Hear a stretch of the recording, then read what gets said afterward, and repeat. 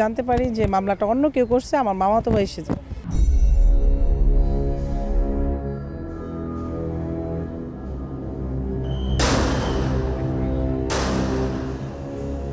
ঢাকা জেলার সাভার আশুলিয়ায় বৈষম্য বিরোধী ছাত্র আন্দোলনে নিহত হন আসাহাবুল ইয়ামিন, আল আমিন, রাসেল গাজী সহ আরও অনেকে।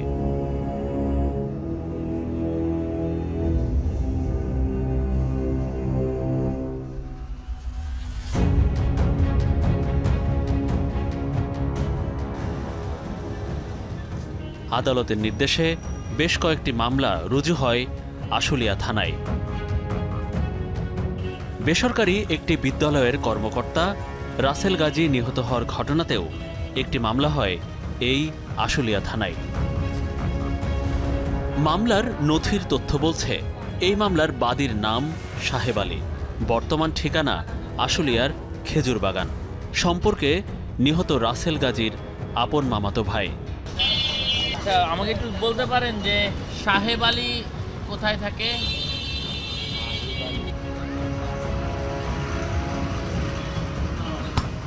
বর্তমান ঠিকানায় সাহেব আলীর খোঁজ কেউ দিতে পারলেন না, এমনকি অনেকেই তাকে চিনতেও পারছেন না। গণঅভ্যুত্থানের আগে পরে এই লোকটা দেখা গেছিল বা আপনাদের এরকম ভাই আমরা অ্যাজ ইউজুয়াল দেখিনি। দেখেন তো যে এই লোকটারে পাওয়া যায় কিনা। সাহেব আলী দেখছেন ভাই, এই যে ভোটার আইডি কার্ডের ছবি, দেখেন তো এই লোকটা দেখছেন কিনা আশেপাশে। ছবি দেখে তো চিনতে পারতেছেন না। আশুলিয়া থানার এই প্রাথমিক তথ্য বিবরণী বলছে যিনি মামলার বাদী সাহেব আলী, তার স্থায়ী ঠিকানা হচ্ছে ফরিদপুর পাবনা এবং অস্থায়ী ঠিকানা হচ্ছে এই খেজুর বাগান আশুলিয়া। অথচ স্থানীয় কোনো অধিবাসী তাকে চিনতে পারছেন না। আমরাও জানতে চাই সাহেব আলী কোথায় আছেন। ফোনের ট্রু কলার ডিভাইসের নাম আসে জলিল মিয়া। তাহলে কি সাহেব আলীর আরেক নাম জলিল?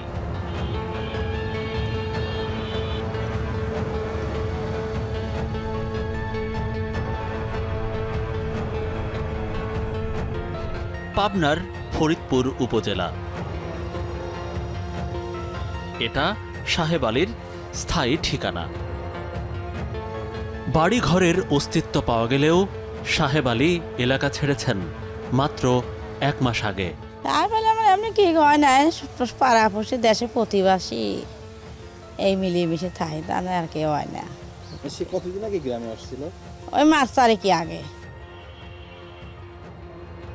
ফরিদপুর থানায় গিয়ে জানা গেল এই সাহেব আলী একজন হত্যা মামলার আসামি।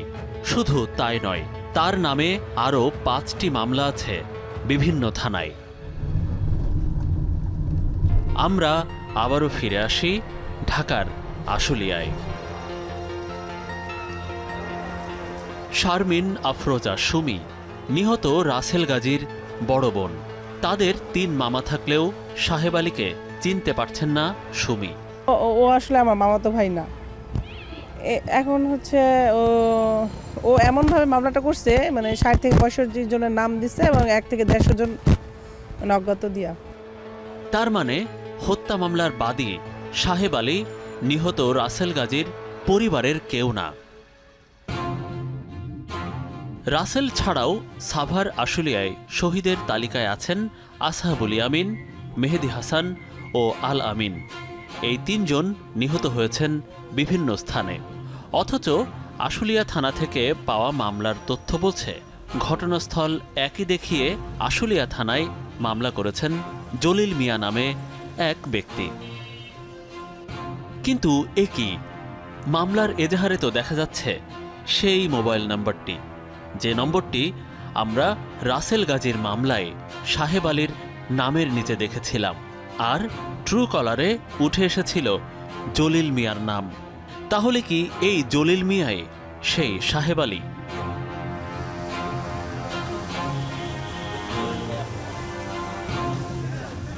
এবার মামলার ঠিকানার সূত্র ধরে জলিল মিয়ার মুখোমুখি টিম 360 ডিগ্রি। সেই আন্দোলনে ছাত্রদের পাশাপাশি বিভিন্ন রাজনৈতিক দলও অংশগ্রহণ করে। সেই হিসাবে আমি বিএনপি পরিবার থেকে আমিও এখানে অংশগ্রহণ করি। আমার সামনে এই পুলিশের সাজোয়ান থেকে শহীদ ইয়ামিনকে ফালাই দেয় প্রথমে। তখন আমি বিবেকের তারা যে না, মামলাটা তো অবশ্য বিচার হওয়ার দরকার।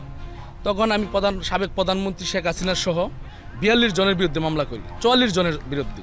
আমরা দেখলাম সাহেব আলীর একটা মামলায় আপনার নাম্বার দেওয়া। এই নাম্বারটা কে বা কারা দিছে সেটাও আমি জানি না। পরবর্তীতে আমি সেই উকিলকে ধরছি যে আমার নাম্বার এখানে কেমনে গেল। উকিল বলছে পরবর্তীতে যে তারিখ থাকবে সেই তারিখে কোর্টকে তারা জানাইবে যে এই মামলাটা ভুলবশত গেছে। আমাদের হাতে আসা ছবিগুলো বলছে আওয়ামী লীগের উপকমিটির সদস্য রাজুর ডান হাত ছিলেন এই জলিল। অবৈধ অস্ত্র মামলায় রাজুসহ র্যাবের হাতে একবার আটকও হয়েছিলেন। এখন সেই রাজুকেই চিনতেই পারছেন না জলিল মিয়া। তা আপনি যার সাথে থাকতেন তিনিও তো যুবলীগ নেতা। কার সাথে? আপনি এখানে যার সাথে থাকতেন সে কে? রাজু। না, রাজুর সাথে আমি কোথাও চলছি বা কেমন চলাফেরা করছি এটা কেউ বলতে পারবে না। জলিল ও সাহেব আলীর মামলায় অনেক নিরীহ মানুষ এখন হত্যা মামলার আসামি। ঘর ছেড়ে পালিয়ে বেড়াচ্ছেন এখানে ওখানে। সাহেব আলী নামে এই লোকের চিনি না, এবং এই মামলাতে আমাকে আসামি করা হয়েছে। আমাকে দেখানো হয়েছে যুবলীগের নেতা হিসেবে আশুলিয়া থানার, কিন্তু আমার তো আওয়ামী লীগ তথা অথবা যুবলীগ আমার আওয়ামী লীগের প্রাথমিক সদস্য পদও নাই। এই ভদ্রলোককে আমি চিনি না বা উনিও আমাকে কখনো দেখছে বলে আমি জানি না। মামলায় আসামি করা হলো তাও আমি বলতে পারতেছি না। খুব ভয় ভীতির মধ্যে আছি। ছোটখাটো ব্যবসা বাণিজ্য করে খাই, আমার ব্যবসা বাণিজ্য গুলো বন্ধ হয়ে যাচ্ছে, আমি সময় দিতে পারতেছি না।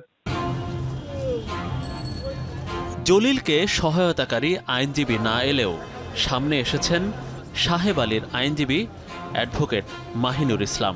আমাকে উনি এসে যেটা বলেছে আমি সেই বিশ্বাসের উপর সেই ভিত্তিতে আমি মামলা দায়ের করেছি। এখন আমার তো যাচাই বাছাই তো আমি ওভাবে করতে পারি না, আসলে আদৌ তার নিকটতম আত্মীয় কিনা বা সে তার মামাতো ভাই কিনা, এগুলো যাচাই করার তো আমাদের সেই পর্যাপ্ত সময়টা নেই।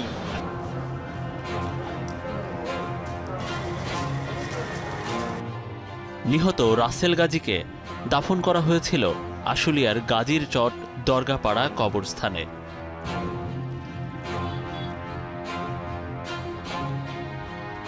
বৈষম্য বিরোধী আন্দোলনে নিহত আরও একজনকে কবর দেওয়া হয় এখানে, তবে তার নাম পরিচয় এখনও জানা যায়নি।